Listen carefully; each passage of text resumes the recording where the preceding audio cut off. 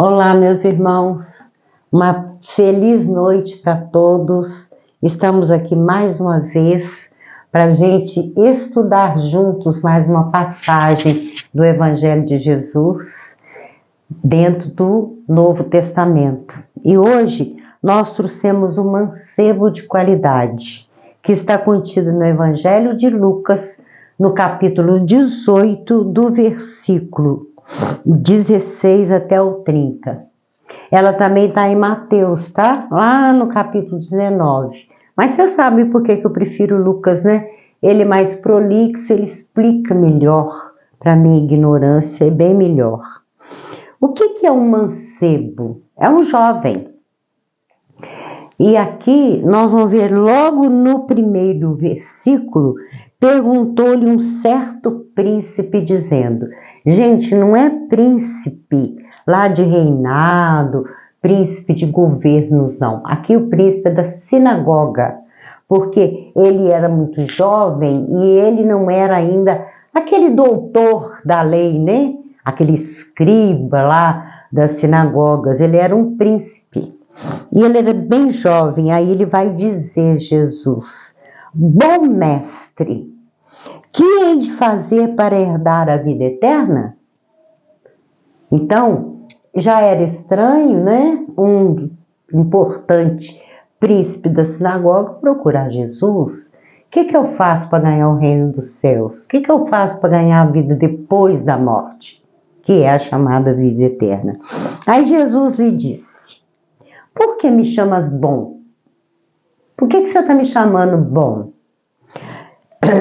Ninguém há bom senão um que é Deus. Dando uma lição nele. Eles tinham muito essa questão de adoração a Jeová, né? Que era o chamado Deus lá de Israel. Então ele fala, eu não sou bom. Quem é bom é só um que é Deus. Aí Jesus vai dizer para ele, sabes os mandamentos? Gente, não é uma pergunta, tá? Tem até 2 pontos aqui. Sabes os mandamentos? Se você é um príncipe da sinagoga, você sabe os mandamentos da lei de Deus? Aqueles 10 mandamentos que Moisés trouxe, quando ele desce lá com aquela tábua da montanha, Moisés diz que foi escrito em línguas de fogo nessa pedra, que Deus tinha dado para ele, esse Jeová tinha dado para ele. Desculpa, gente, mas eu tô me ajeitando aqui, tá? Faço tudo ao vivo, não ligo não, tá? Então, aí ele vai citar alguns dos mandamentos. Não adulterarás. Tem nada de fornicação não, tá? Você tem um parceiro, você tem uma parceira, tem nada de ficar com essa promiscuidade com muitos parceiros, e não adulterar, tanto o homem quanto a mulher. Não matarás, tá lá nos 10 mandamentos. Eu, quando fazia palestra, eu costumava citar para as pessoas, até o pessoal ria, né? Não matarás, ponto. Se a gente for seguir esse mandamento aqui, a gente não mata nem barata, a gente não mata nem o mosquito da dengue. É não matarás. Porque nós temos mania de justificar a nossa matança, né? Matou porque ama, matou por ciúme, matou por isso, matou... Não! É não matarás. Você não tem direito de matar uma vida, de tirar uma vida. Não matarás. Não furtarás. Você não tem nada que ir lá e furtar o bem que é do outro. Com essa ganância que a gente vê por aí, né?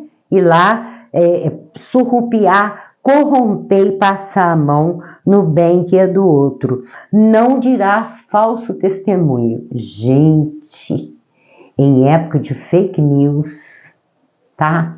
Eu não gosto de nada em inglês não, mas acaba que essa palavra aí não sai da nossa cabeça de tanto que a gente ouve no celular, na internet, por aí, né? Então, não levantar falso testemunho. Para com esse negócio de ficar fazendo calúnia com a vida dos outros. Fofoca, aumentando os fatos. Não tem nem que aumentar, não tem nem que falar da vida do outro. Para de caluniar o outro, né? Encerrando, Jesus diz, honra teu pai e a tua mãe. Ele só citou esses aqui. Na visão de Jesus, eram os mais importantes para ele citar para aquele mancebo por algum motivo. Entendeu? Então, honra teu pai e tua mãe, era a gente estar precisando desse mandamento dos dias de hoje, né, gente? A gente está vendo tanto absurdo acontecendo que tem até filho matando pai e mãe, né?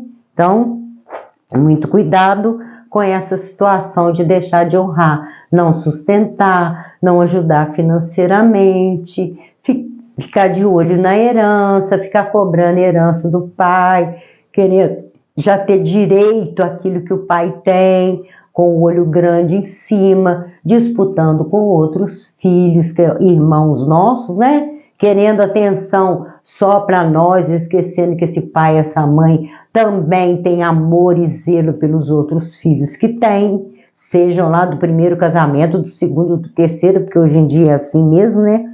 A gente tem que respeitar, então é honrar pai e mãe. E disse ele, o mancebo, ele responde a Jesus: todas essas coisas eu tenho observado desde a minha mocidade. Aí esse pedacinho aqui fica muito esquisito, porque parecendo que ele é velho. Não, é porque o jovem, principalmente os meninos, muito cedo já eram apresentados na sinagoga e já começavam a estudar, desde meninos. Então, quando ele fala, desde que eu era jovem, fica parecendo que ele é velho. Não, ele ainda era novo, mas ele aprendeu lá na sinagoga, né, com os escribas e com os doutores da lei, todas aquelas leis, né, do Velho Testamento, em que Moisés trouxe esses mandamentos. Desde a minha mocidade que eu sigo, veja bem, eu tenho observado desde a minha mocidade. E quando Jesus ouviu isso, disse-lhe: ainda te falta uma coisa. Ele deve ter ficado assustado, né? Se eu digo para ele que eu sigo, que eu respeito esses mandamentos, e ele diz que ainda falta um, o que será? O que será que Jesus quer dizer para mim com isso? Aí Jesus diz para ele: vende tudo quanto tens. Gente, Jesus aqui não está falando para vender uma parte, não. É tudo. Ele era rico, ele era milionário, ele tinha muitos bens, ele era um judeu abastado, tá? Então, vende tudo quanto tens, reparte-o com os pobres. Tudo.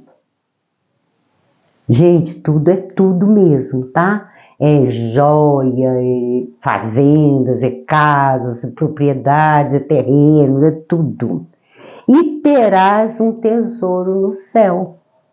Vem, segue-me. Jesus estava chamando ele para ser discípulo dele. Quem sabe mais tarde até apóstolo dele. Vem e segue-me.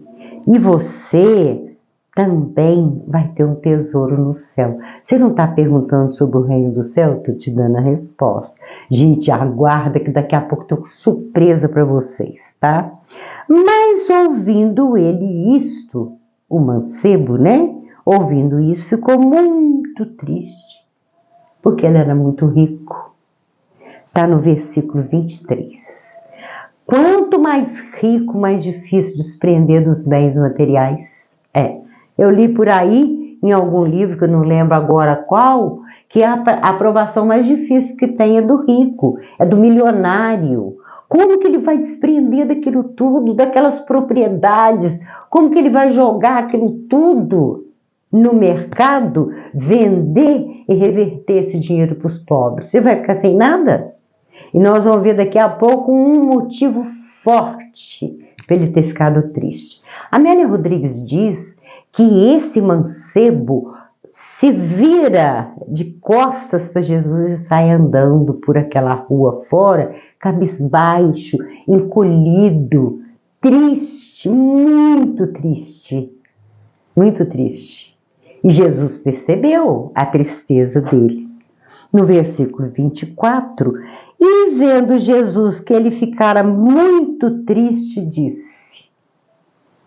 Jesus viu, ele percebeu a tristeza. Amélia Rodrigues diz que o rosto dele, assim como cai, sabe? Ele fica mudo, ele não fala mais nada, ele se vira e vai embora. Ele não esperava que Jesus fosse fazer uma proposta dessa para ele. Olha só, ele já foi procurar Jesus para dizer: Jesus, eu respeito e ouço e até pratico os 10 mandamentos.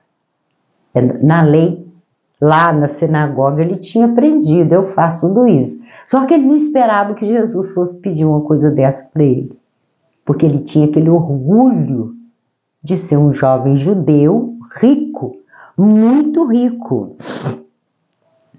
Aí Jesus vai dizer àqueles que estavam ao lado dele: quão dificilmente entrarão no reino de Deus os que têm riquezas.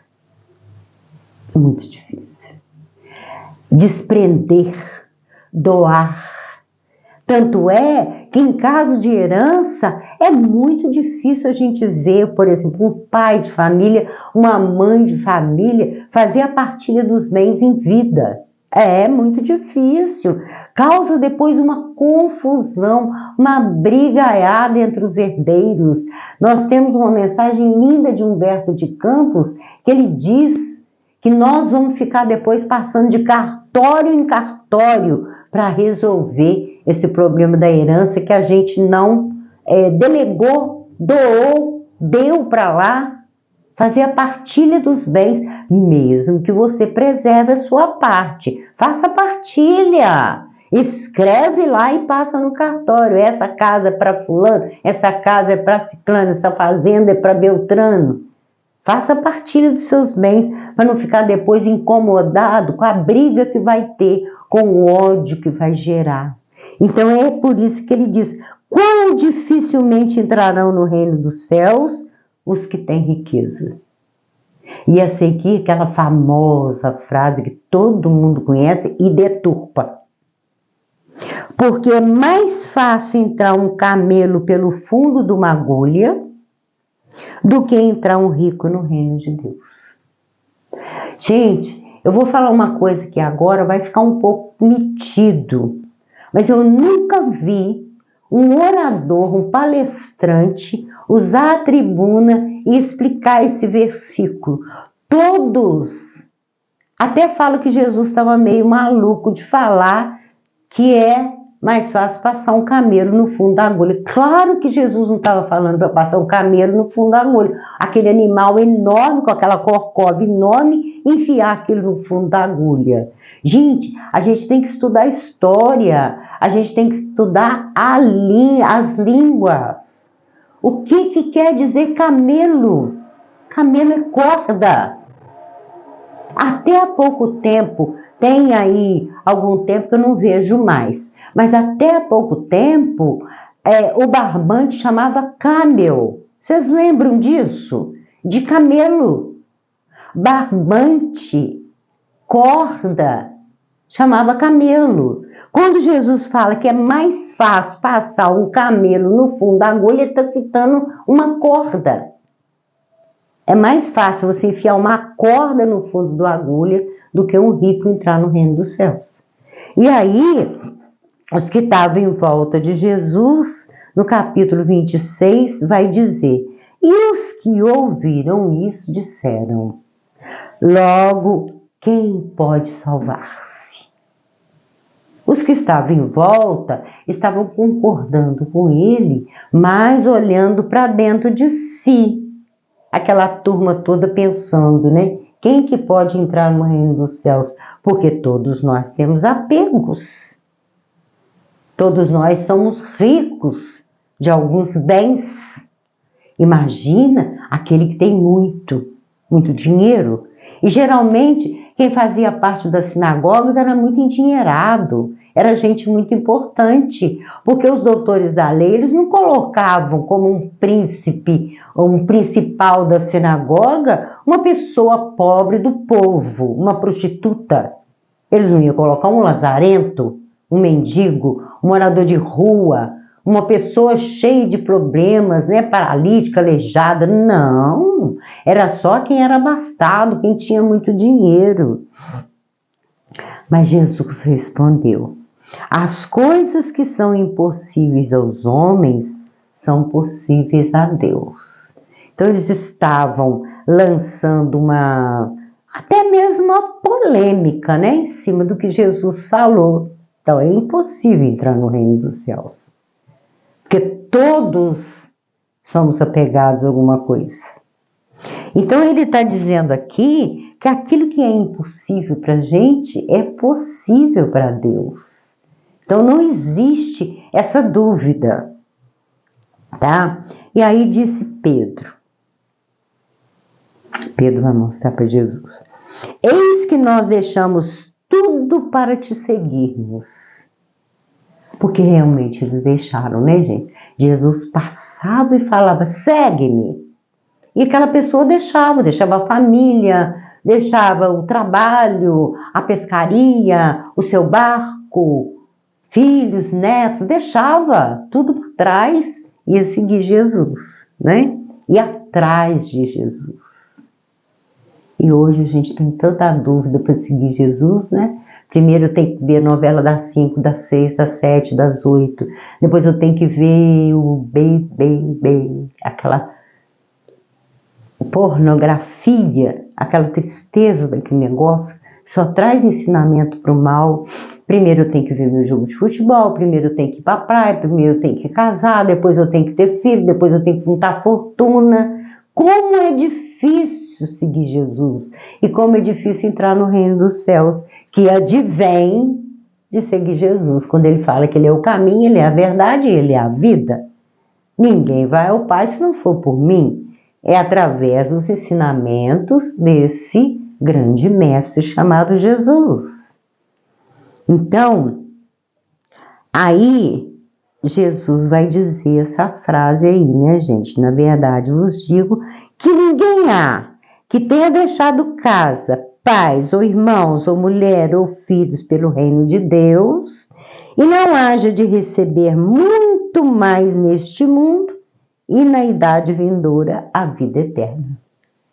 Vai receber. Lá no Sermão da Montanha, lá no finalzinho, o que é que ele fala? Buscai primeiro o reino de Deus e a sua justiça, e todas as coisas vos serão acrescentadas. Todas. Se a gente buscar primeiro o reino de Deus, todas essas coisas serão acrescentadas. Vamos à fofoca. Gente, eu não sou fofoqueira, mas quando a fofoca é de lá, eu adoro passar. Deixa eu só colocar meu livro aqui, tá, gente? Que ele é bem pesadinho.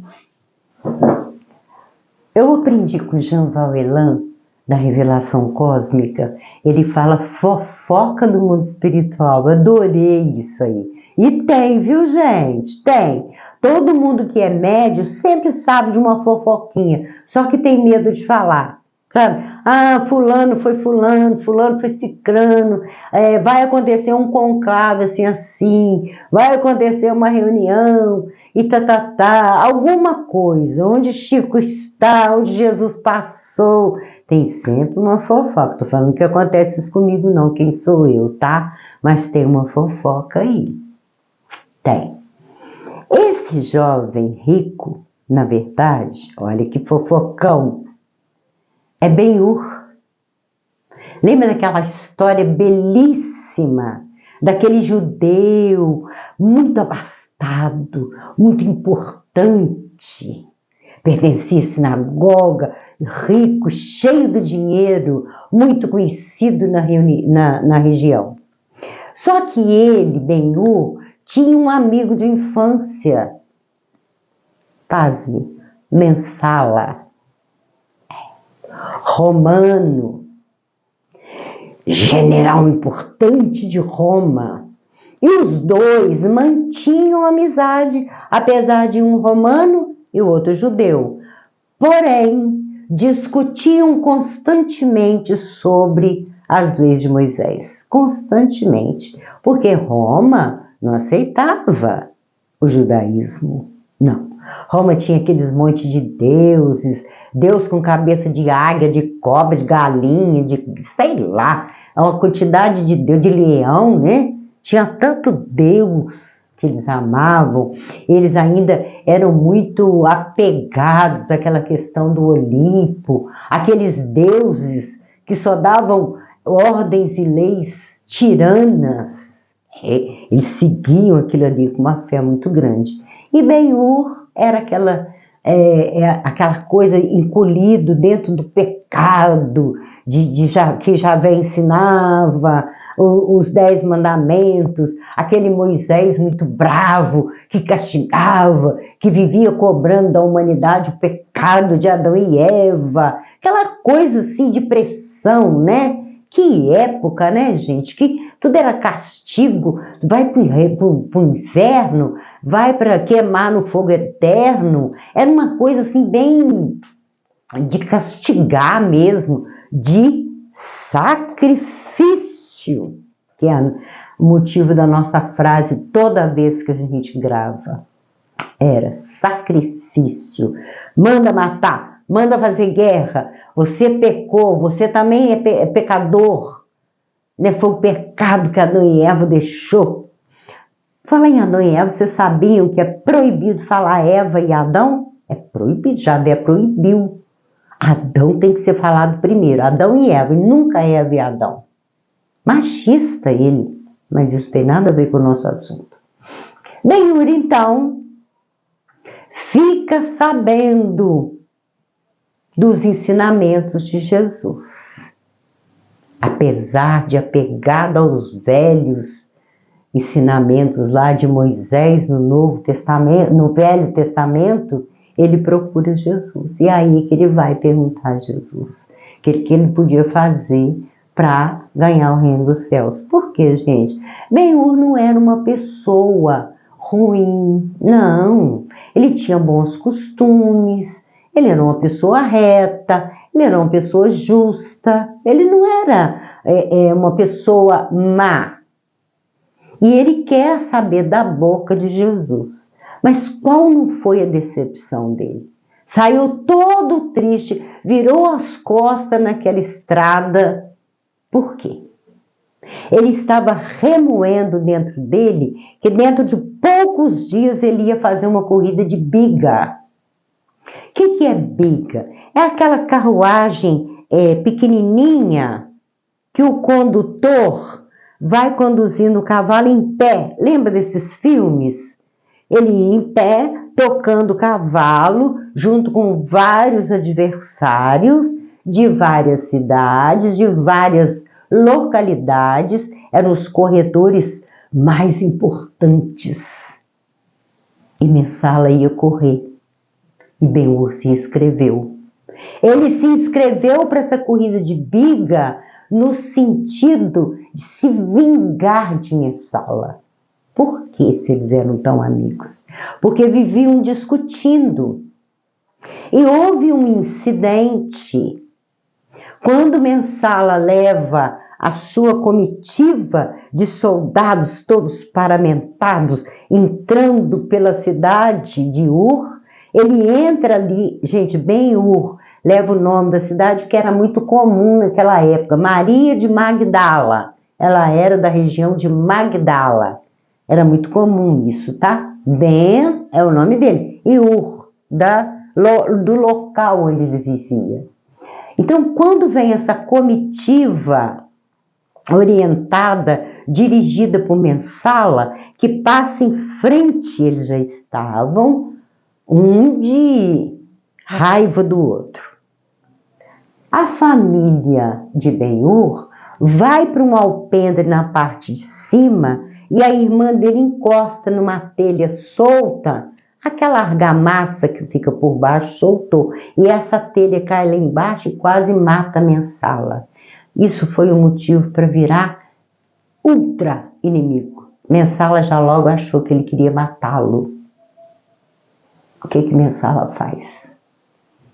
Procura ele e os dois têm uma discussão assim acirrada acerca, agora nem mais tanto Moisés, agora já é o cristianismo, já é Jesus, ensinamentos de Jesus, a questão de perdoar, a questão de amar o próximo, de acolher o outro, de fazer oração, ensinando o Deus único, o Pai maravilhoso, sendo que Roma cultuava muitos deuses. E tem uma cena forte que Mensala pega uma lança e joga nessas madeiras que ficam assim no telhado, onde formava tipo uma cruz. Olha que interessante. Ele joga aquela lança e diz para ele, daqui em diante, então, é guerra. O que Mensala faz? Manda Ben-Hur para a escravidão, ser escravo nas galés, aqueles navios dos romanos, ele vai ser escravo. Pega a mãe e a irmã de Ben-Hur e some com elas, prende as duas. Horrível a história, horrível. Isso é mais tarde, tá, gente? Nesse dia que Ben-Hur procura Jesus, que ele sai triste, é porque se ele vende os bens e dá tudo para os pobres, como que ele ia ficar abaixo de um comandante romano? Ficar pobre. Ficar pobrezinho, sem nada, joias, propriedades, ouro, fazendas. Na cabeça dele, ele pensou, eu faço isso depois que eu ganhar a corrida de biga. Eu venço o romano, saio vitorioso com os louros na minha mão de vitória, depois eu vendo os meus bens e vou seguir Jesus. Mas e o ódio? E a raiva que ele tinha de Mensala? Chega o dia da corrida. Chega. Ele não fez nada do que Jesus pediu. Chega o dia da corrida e acontece um acidente. Nesse acidente, a carroça de Mensala, a carruagem, né? Vira, ele cai lá naquele chão daquela arena, com aqueles gritos em volta, e os cavalos pisoteiam o corpo dele todinho, o corpo de Mensala. Ben-Hur venceu. Venceu a corrida. E Mensala vai para uma parte onde tinha um cômodo para ter assistência médica, né? E com aquela dor, quem já assistiu sabe, uma dor horrível, que ele quebrou os ossos do corpo. E eles querem amputar as pernas dele, porque ele estava com hemorragia assim, incrível, ele ia morrer.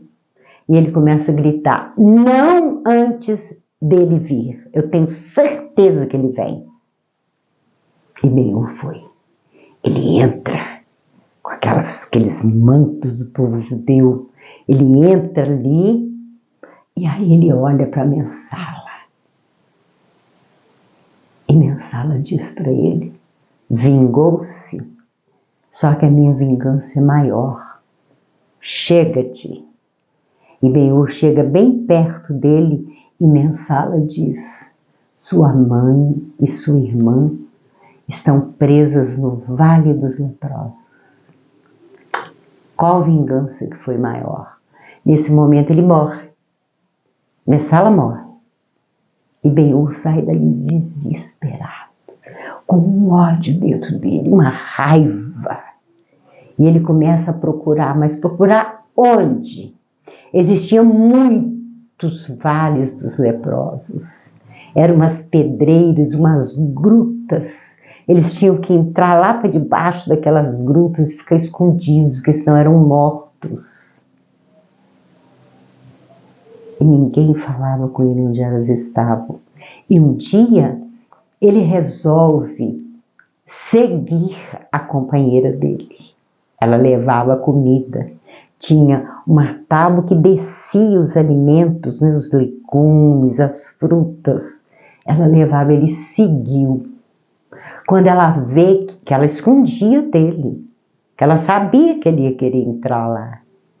Quando ela vê que ele estava ali, ela quer dizer para ele que não era ali que elas estavam, mas ele entra assim mesmo. Ele vai adentrando naquela gruta e cada vez tendo que encolher, porque aquilo era muito escuro, úmido. Ele começa a ver aquelas pessoas deformadas, sem dedo, sem nariz, sem orelhas, toda cheia de ferida. E ele encontra as duas. Podres, o rosto, toda aquela irmã linda dele, toda desfigurada. A mãe com aquelas mãos enfaixadas, porque a lepra já tinha ali comido, né? Carcomido aquela carne. Ele junta as duas, pega a irmã que estava pior no colo e leva para casa. Ele coloca as duas em casa e resolve ir atrás de Jesus, para pedir a Jesus a cura das duas. E quando ele vai, ele fica horrorizado de ver aquela multidão nas ruas. Era o dia da crucificação de Jesus. Quando ele sobe o Gólgota, que ele chega lá em cima, Jesus já tinha morrido. Jesus já havia desencarnado.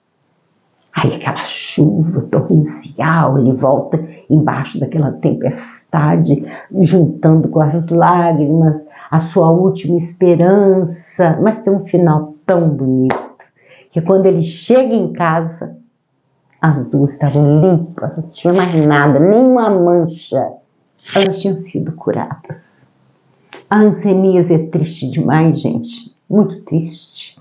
Eu morei numa cidade chamada Ubá, e lá tinha lá perto uma colônia, tem a colônia de leprosos, mas era muito triste. Depois de adulta eu comecei lá para visitar, para fazer até palestra, que lá tinha um espaço ecumênico, que podia falar pastor, podia falar padre, podia falar espírita, e eu sempre ia lá fazer palestra. Mas antes da palestra eu visitava aqueles alojamentos. É muito triste, gente. Então o Ben-Hur chega em casa e vê as duas curadas, tá? Então, gente, tá aí a história fofoca. É ele. Ele com a briga com Messala. O que o ódio faz, né? O que a raiva faz?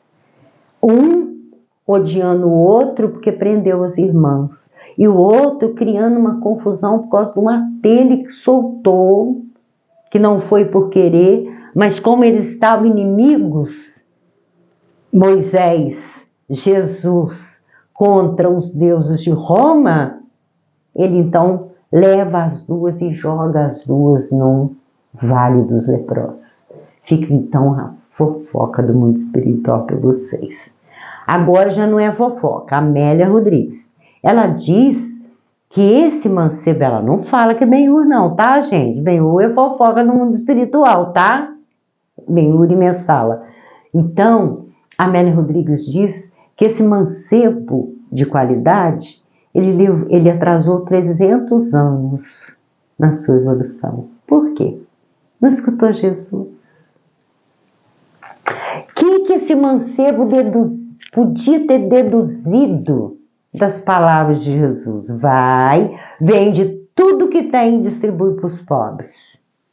É porque ele sabia dos acontecimentos daí a poucos dias. Ele sabia o que ia acontecer. O ódio de Messala, toda aquela raiva que ele tinha.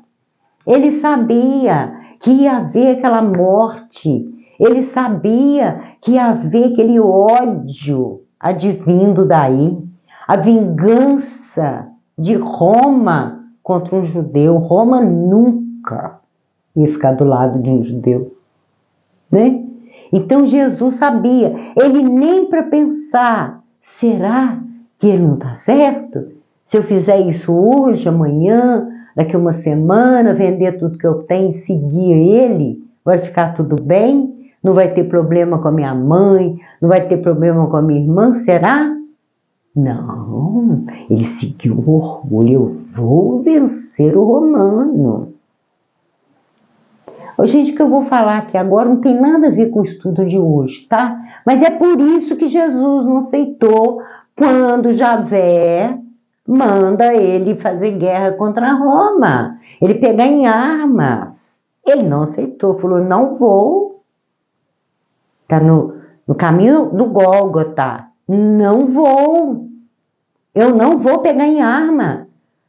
Eu quero trazer uma nova aliança. E na quinta-feira, antes da crucificação, lá no Horto das Oliveiras, o que ele fala para o pai? Javé, né? Deus. Pai, não, Jeová. O que ele fala para ele? Pai, afasta de mim esse cálice.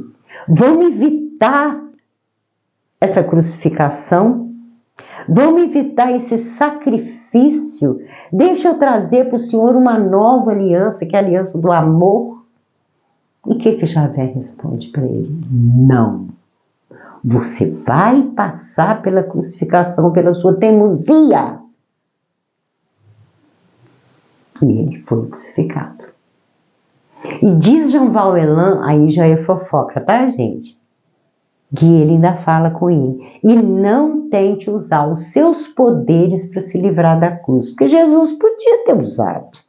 Quem andava em cima das águas não podia ter soltado daquilo ali, sumido. Quantas vezes Jesus sumia da multidão e ninguém via onde que ele estava. Mas Javé falou com ele, não usa seus poderes. Esse é pior.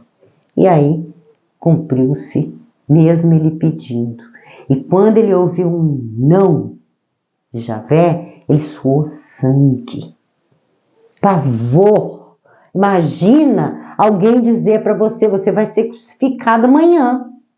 Eu vou pregar você na cruz, com os cravos na sua mão que vão segurar o peso do seu corpo no madeiro. E ele disse não. Então, aceitar os ensinamentos de Jesus. Presta atenção nas intuições. Vou voltar à questão da caridade. Teve a intuição de dar alguma coisa? Dá.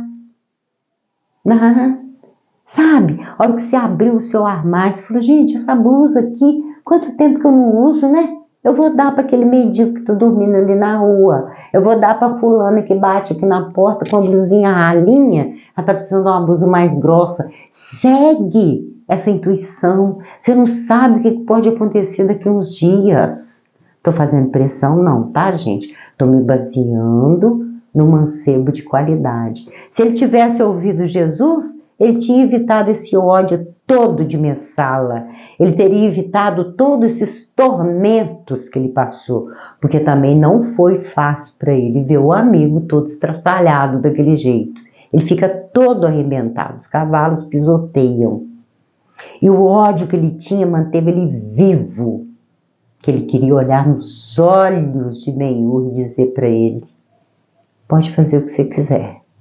As suas irmãs estão no vale dos leprosos, que eu mandei elas para lá. Ele mandou mesmo.